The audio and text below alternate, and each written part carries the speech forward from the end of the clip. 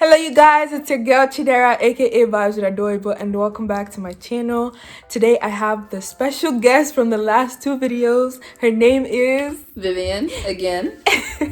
and we're just going to be talking about leaving Nigeria and how we found out that we were even going to leave.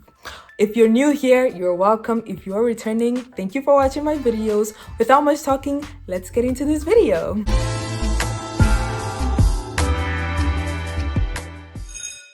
So Vivian's experience is college and mine is, high school.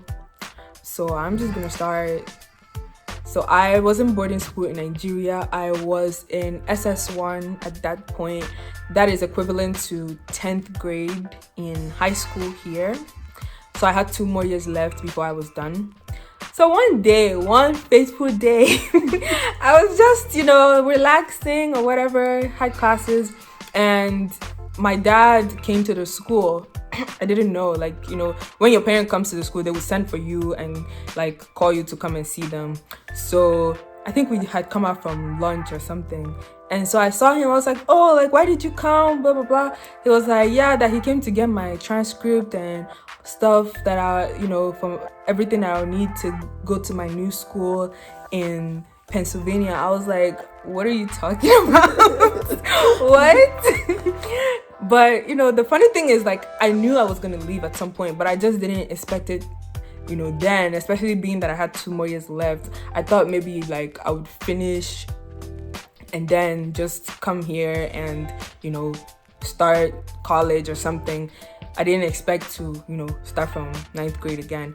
But so, we were talking. He was telling me how my sister had moved to this neighborhood in Embler, Pennsylvania. The school district is very good and everything. And me, I was not processing the information. I was just like, what is going on? So after he told me that, I went back to the hostel, dorm, whatever. And I was telling my friends and they were like, yeah, you're not serious, there's no way, you have 2 more years left, they would let you finish, blah blah. And they didn't believe me because 2 years before I had told them I was leaving and I didn't end up leaving, so they thought this was one of my jokes.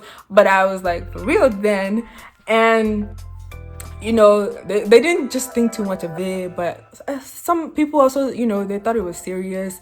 We were all sad, but it didn't hit till the final day of school. People were crying, they were bawling, and I was like, wow, I didn't know I was this loved, but okay.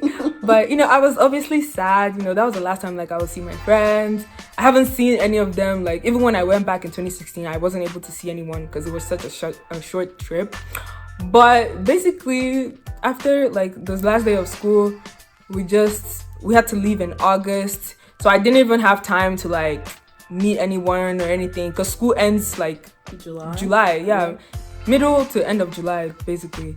So there was no time. It was just I got home, we started packing, and I was out. That was it. Yeah, that's pretty much what happened. I was expecting it, but at the same time I wasn't. So that's pretty much my story. That's crazy. Yeah. What was your dad's reason for saying, oh, you should move, not finish high school in Nigeria? Oh, okay. So what their thought process was that, I would come here and I would be able to, get scholarships and have a fair chance of getting into good schools, which makes sense because honestly, if I had just come here right from SS3, which is 12th grade in Nigeria, I don't think I would have had all the scholarships and all the opportunities that I had starting from 9th grade here. So I think that it made sense. Back then it was oh, I was even angry. I was like, why won't you just let me finish, blah blah blah. But yeah, it makes sense. So okay, let's hear your story. Okay, for mine, a little throwback. I remember in SS2, which is the equivalent of the 11th grade.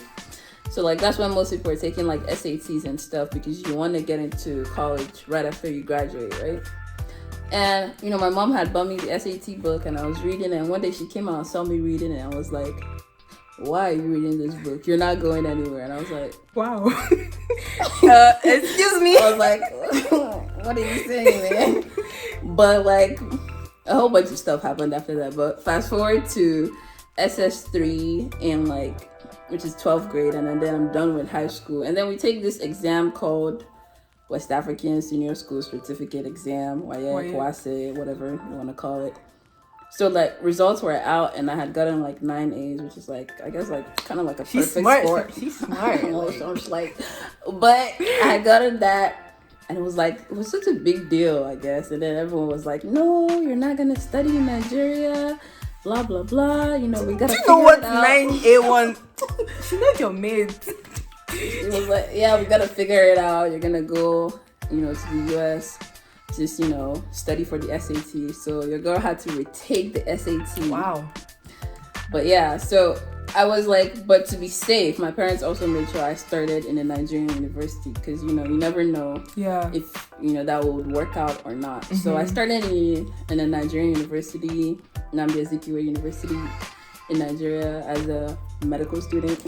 And I put air quotes because like, where did it come? Because like your first year is really like pre-med, okay, basically, but it's like still medical school. Okay. So I started my first year there, and I was like, I was feeling, I was trying not to get attached or like make friends, because I was like, okay, chances are I'm gonna be leaving, but you know, life happens and you make friends and connections and stuff. You can't avoid that. Yeah. But fast forward to like July, then I had my visa interview, which, you know, we kind of thought I wouldn't get for some reasons, you know, that I don't want to discuss, but I ended up getting the visa, and right after I got the visa, I had gone with my dad to Abuja, and it was like, let's just go home, and some other weekend we'll come and pick up your stuff. I was like, sir, I have a life. I have friends. What do you mean? I have to say goodbye to my friends. But then he ended up letting me like stay for like, I think 2 more days. And then I was like trying to muster up courage to tell my friends, because I literally had not told anyone about this. Wow. I didn't tell my friends. Like, the whole process was going on while I was in school, but I didn't tell anybody, because like, I don't know if it's just the Nigerian in me, but it's just such a thing, right? You don't tell anyone when you're traveling. But it was just like, I didn't want it to be something that didn't end up happening, and then I'll be that girl who's like, don't be like me. They're like, you're not going anywhere. Remember 2 years ago you told us? You're still here. I didn't want it to be like, oh, that. But then, and then ended up leaving letters for some of my friends. But I told some people too. I told them goodbye. And people were also crying, and I was crying. It was just too much. Leaving is hard. It's always hard, but you know. Such is life. We're here now. I have a question for you. Why do you think that everybody was like, oh, you know, you cannot study Nigeria anymore right after you got your 9 distinctions? What? You know what they say? Success has a lot of friends. That's crazy. I think that's kind of fake, though. If you're my family and you're watching this, that was kind of fake, because so if I didn't get 9 A1s, I deserve to study in Nigeria. Wow, guys. That's funny. Wow. But it's really interesting. Yeah. That's pretty much our story. That's how we left Nigeria.